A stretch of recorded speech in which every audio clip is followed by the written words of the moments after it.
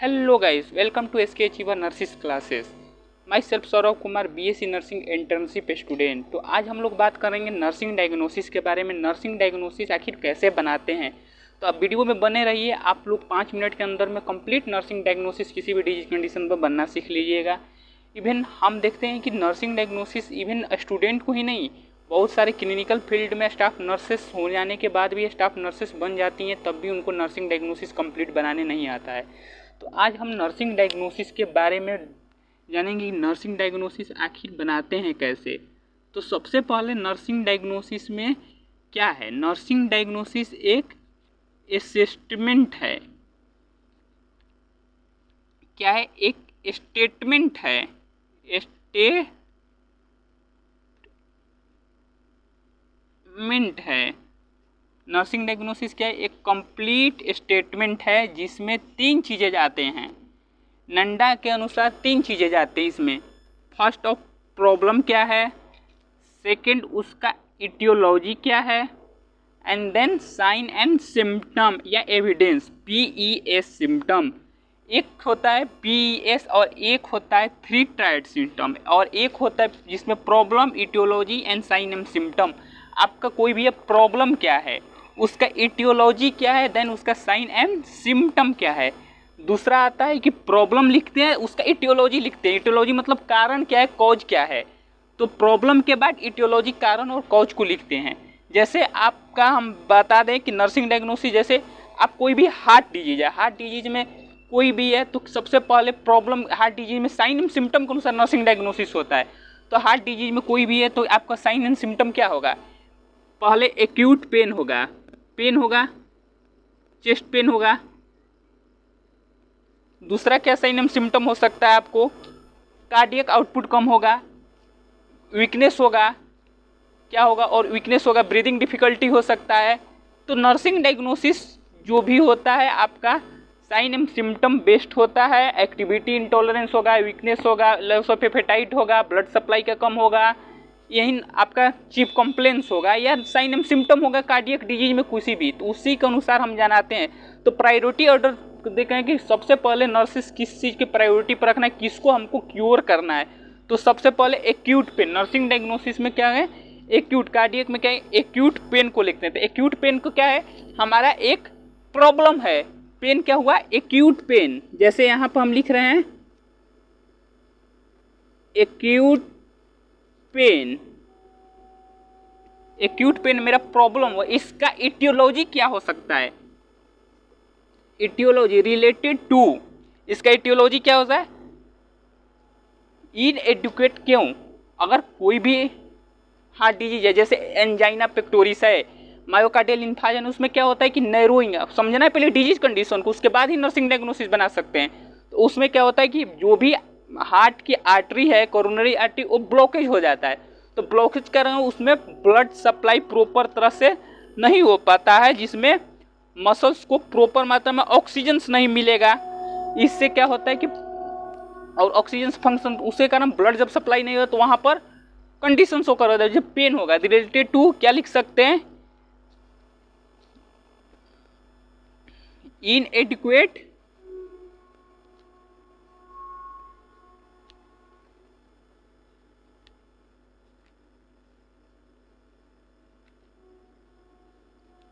Blood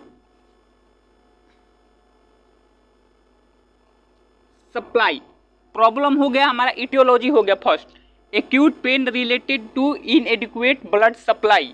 अब आया sign and symptom. कैसे हमको ये पता चला कि हमारे पेशेंट को एक्यूट पेन हो रहा है और in related to inadequate blood supply? वहीं sign and symptom and evidence आया। तो एविडेंस में क्या लिखेंगे? As evidence by, as evidence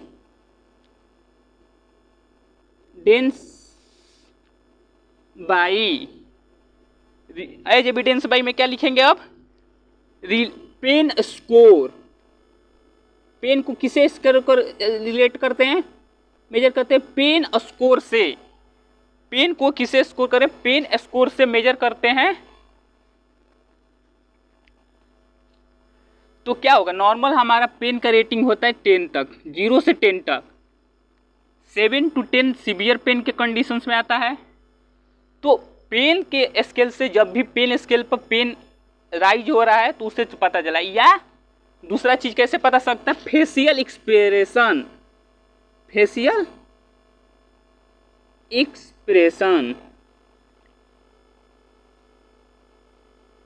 first nursing diagnosis हुआ acute pain related to inadequate blood supply as evidence by pain score and facial expression से पता चला हमको, जिसमें क्या है, प्रॉब्लम मेरा क्या है, एक्यूट पेन जो है प्रॉब्लम है, इटियोलॉजी क्या है, इनएडिक्वेट ब्लड सप्लाई, इटियोलॉजी हुआ, and the sign and symptom या एविडेंस क्या है, पेन स्कोर या फेशियल एक्सप्रेशन। ये तीन चीज हुआ, problem, etiology and sign and symptom. तीसरी बात करते हैं हम दूसरे नर्सिंग डायग्नोसिस की।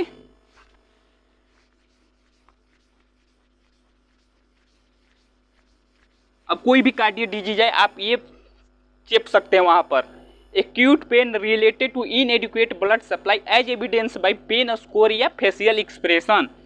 दूसरा प्रॉब्लम क्या हो सकता है कार्डियक डिजीज में, क्या हो सकता है, डिक्रीज ब्लड सप्लाई। अब कार्डियक में ज़्यादा नहीं हो रहा है, डिक्रीज कार्डियक आउटपुट क्या हो सकता है,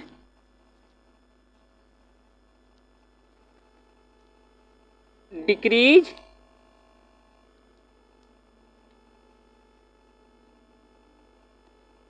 कार्डियक आउटपुट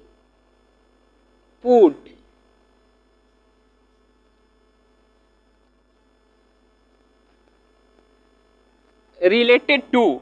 अब decrease cardiac output related to कैसे हो सकता है, इसको दिमाग लगाएं। डिक्रीज कार्डियक आउटपुट डिक्रीज हो रहा है, ये कैसे हो सकता है कार्डियक आउटपुट डिक्रीज। अब ब्लड सप्लाई प्रॉपर, देखिए इटियोलॉजी में यहाँ पर क्या क्या इसका कारण हो सकता है, इसमें क्या दिमाग लगाना है कि अब ब्लड सप्लाई प्रॉपर नहीं हो रहा है तो रेट एंड रिदम दोनों डिक्रीज होगा, रेट भी डिक्रीज हो जाए एंड रिदम भी हो सकता है, रिलेटेड टू डिक्रीज या inadequate rate and rhythm,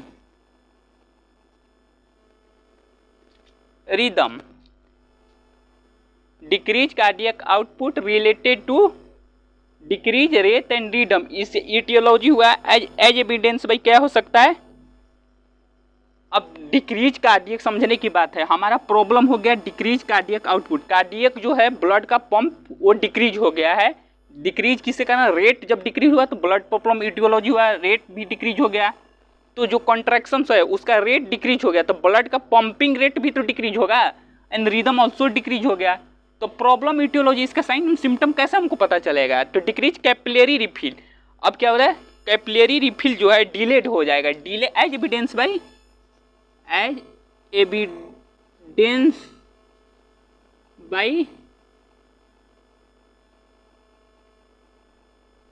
delayed capillary refill.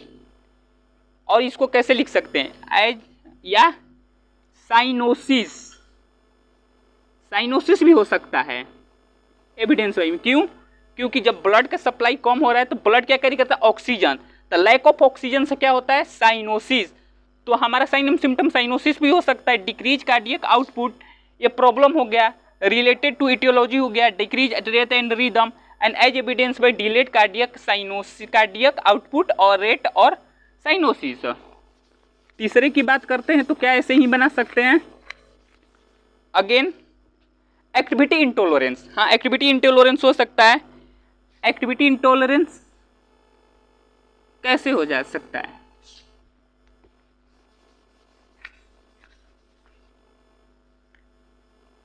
देखते हैं activity intolerance.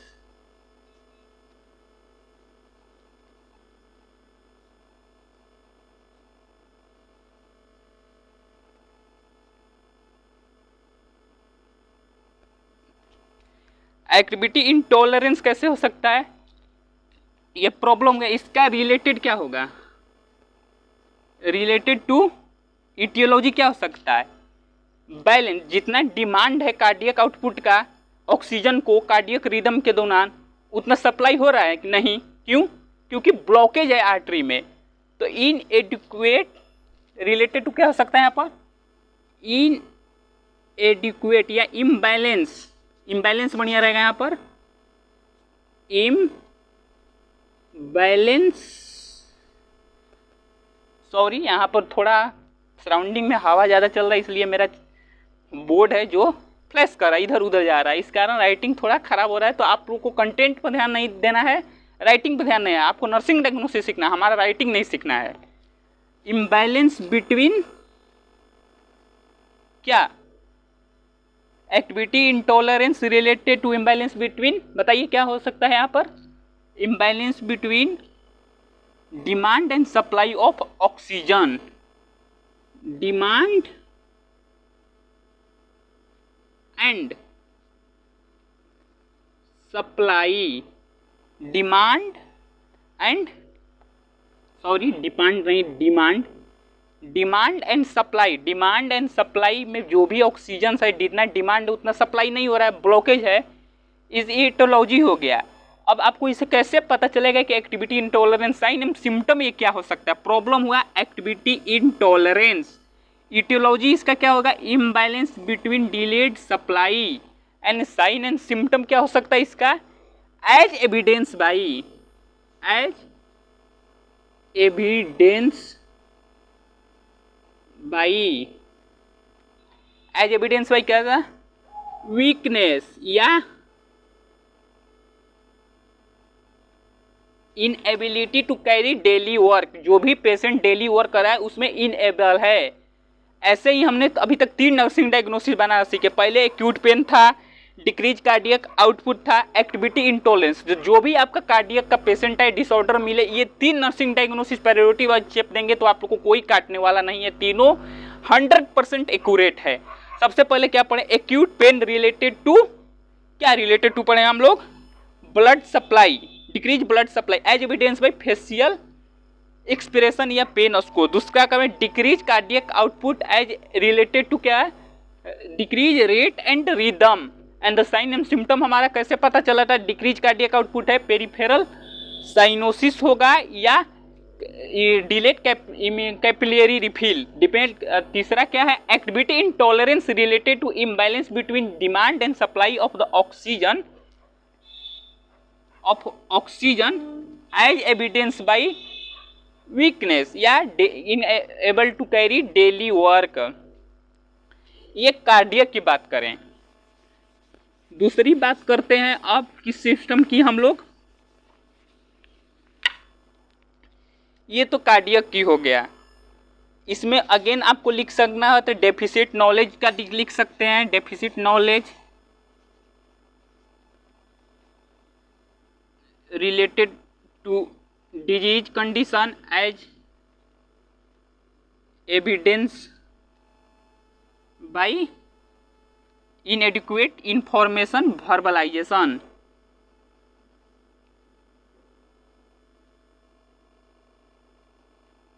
Information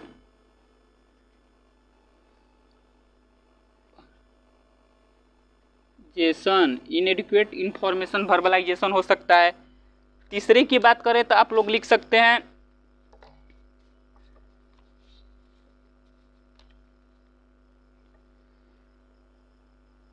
deficit knowledge हो गया, एंजाइटी रिलेटेड टू डिजीज का as evidence by patient एनॉक्सियस।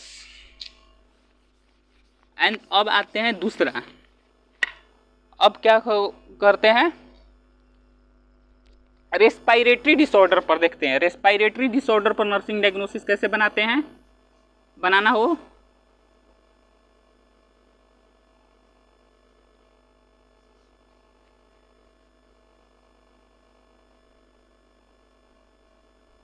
Respiratory disorder पर देखते हैं। रेस्पिरेटरी डिसऑर्डर में क्या होगा, प्रॉब्लम क्या होगा, रेस्पिरेटरी डिसऑर्डर में प्रॉब्लम क्या हो सकता है। सबसे पहले रेस्पिरेटरी डिसऑर्डर कोई भी हो, सीओपीडी हो, अस्थमा हो, एम्फाइसीमा हो, अल्जाइमर एम्फाइसीमा हो, अस्थमा हो, सीओपीडी हो या निमोनिया हो या एक्यूट रेस्पिरेटरी फेलियर हो या क्रोनिक रेस्पिरेटरी फेलियर हो, तो मेजर प्रॉब्लम इनमें क्या होने वाला है, ब्रीदिंग डिफिकल्टी होगा,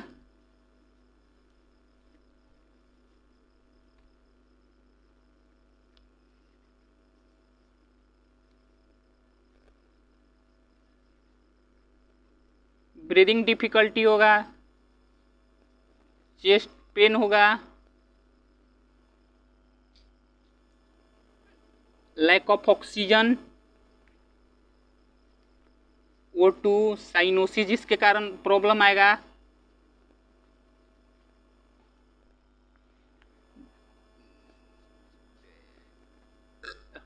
डिजीनेस हो सकता है, मेजर प्रॉब्लम हो गया ब्रीदिंग डिफिकल्टीज।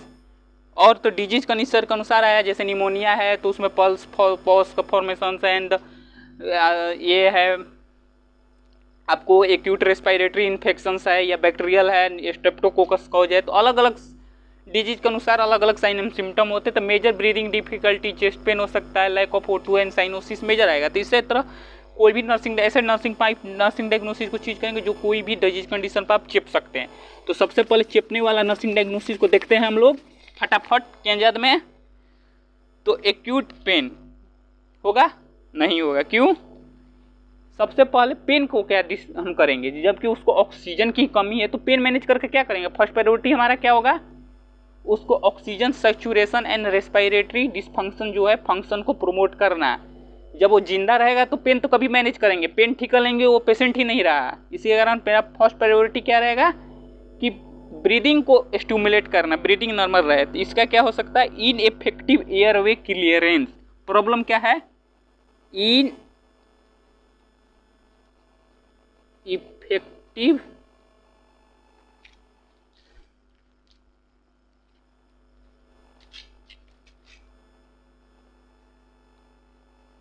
एयर वे क्लियरेंस। इनइफेक्टिव एयर वे क्लियरेंस प्रॉब्लम हो गया मेरा। इसका इटियोलॉजी क्या होगा, इटियोलॉजी आपको देखने के लिए क्या होगा, सोचिए आप।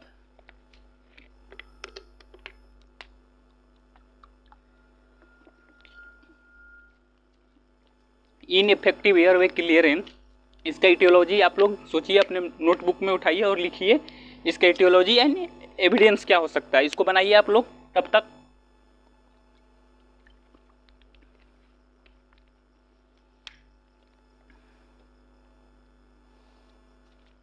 इसका इटियोलॉजी क्या होगा, आप लोग बना चुके होंगे अब तक, हम लोग ऐसा उम्मीद करते हैं, खैर आप लोग बनाया नहीं होंगे।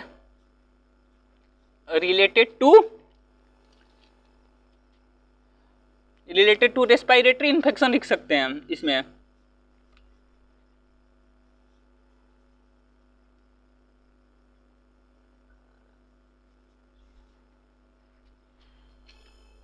रेस्पिरेटरी इन्फेक्शन या ब्रोंकोस्पाज्मा, ब्रोंकोस्पाज्मा भी हो सकता है।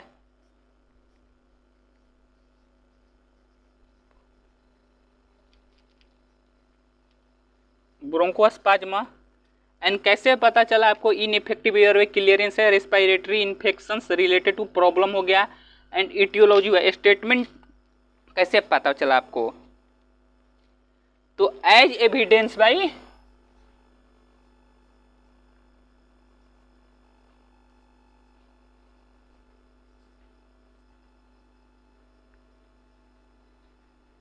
ब्रीदिंग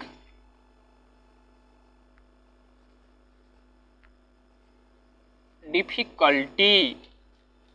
एज एविडेंस में कैसे पता चला, ineffective airway clearance related to respiratory infection and bronchospasm as evidence by breathing difficulty. तो ये पहला नर्सिंग डायग्नोसिस हुआ रेस्पिरेटरी पर। दूसरा क्या हो सकता है, impaired gases exchange problem, impaired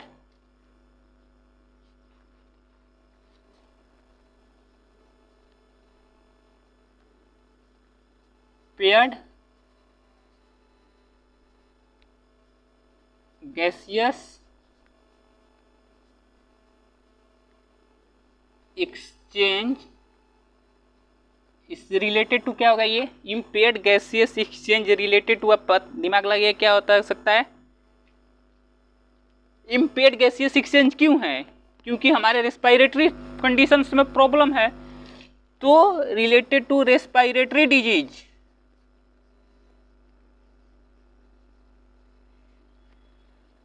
disease, D से डिनोट कर दिए हैं। अब ये साइन एंड सिम्टम क्या आएगा? एज एविडेंस भाई कैसे हो सकता है, क्या हो सकता है बताइए?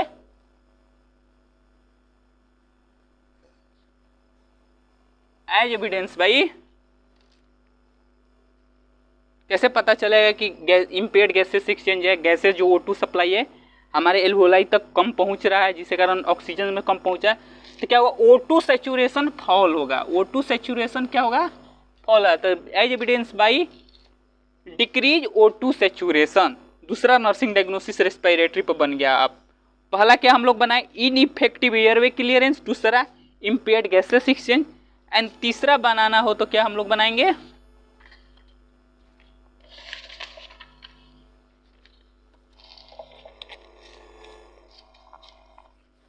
तीसरा डिस्पिनिया पर बन सकता है या एक्टिविटी इंटॉलरेंस, एक्टिविटी इंटॉलरेंस पर भी बन सकता है।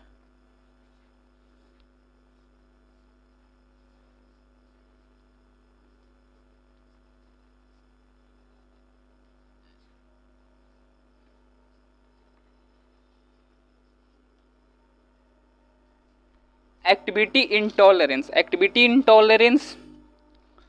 अब इसका इटियोलॉजी क्या हो सकता है? इटियोलॉजी क्या हो सकता है इसका? क्यों एक्टिविटी इंटॉलरेंस है? क्यों? क्योंकि टिश्यू में ऑक्सीजन का सप्लाई नहीं है, तो किसी भी टिश्यू को फंक्शन करने को प्रॉपर एनर्जी के रूप में ऑक्सीजन चाहिए। Related to low O2 supply या सैचुरेशन। अब as evidence by, as evidence by में क्या लिखेंगे?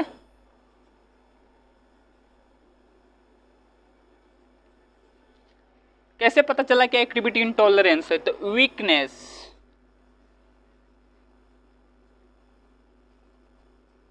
वीकनेस से बताएंगे हम लोग।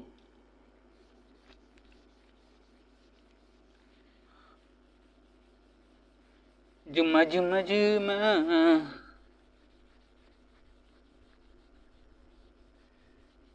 तो आप लोगों ने आज क्या सीखा?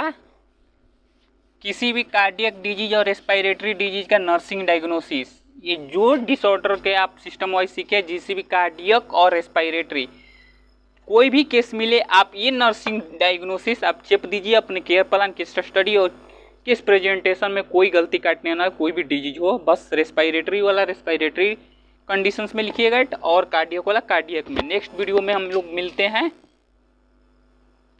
किस किस दो टॉपिक पर। फर्स्ट मिलेंगे digestive system disorder and urinary system. तो hello guys, welcome to SK achiever nurses classes. तो आज हम लोग बात करेंगे नर्सिंग